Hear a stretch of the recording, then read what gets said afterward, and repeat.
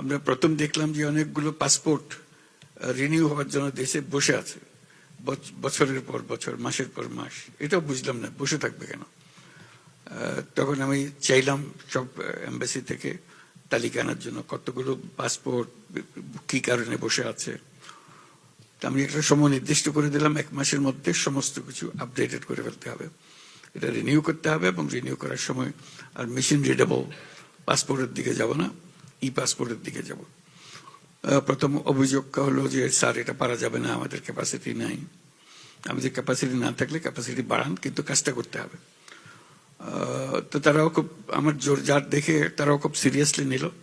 দেখলাম যে মাসখানিকের মধ্যে সব পরিষ্কার করলো, প্রত্যেকটা এম্বাসিতে এটা হলো। আমাদের এটা কিভাবে করলেন বলে, রাত দিন তারা পরিশ্রম করছে এবং তাদেরকে ধন্যবাদ জানাই। যে দিন হয়নি, এখন রাত দিন পরিশ্রম করে অল্প সময় করে দিয়েছে।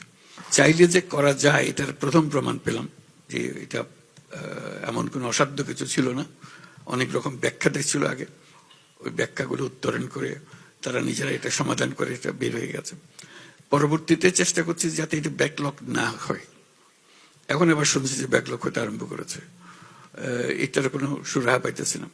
প্রথম চেষ্টা করলাম পাসপোর্ট ইত্যাদি করার মধ্যে বিলম্বের কারণটা কি। বুঝালো যে এটা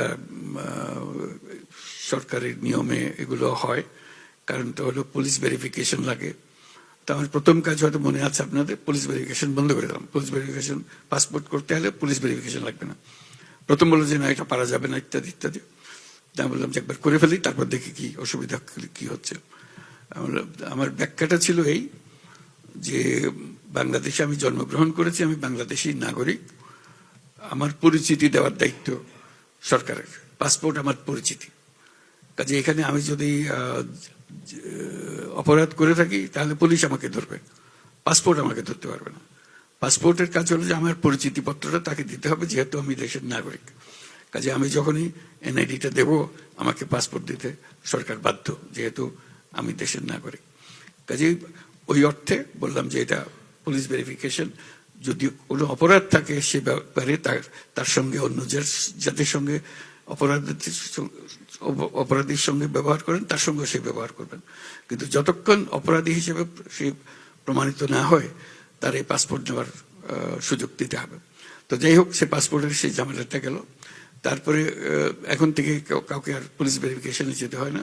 দেখলাম যে এরপরে 9 মাস বছর বসে আছে, পাসপোর্ট পাচ্ছে না, পুলিশ ভেরিফিকেশন আসছে না বলে রাতারাতি হয়ে যেতে আরম্ভ করলো। সব রাতারাতি পাসপোর্ট পুলিশ ক্লিয়ারেন্সের অনুপস্থিতিতে এটা হতে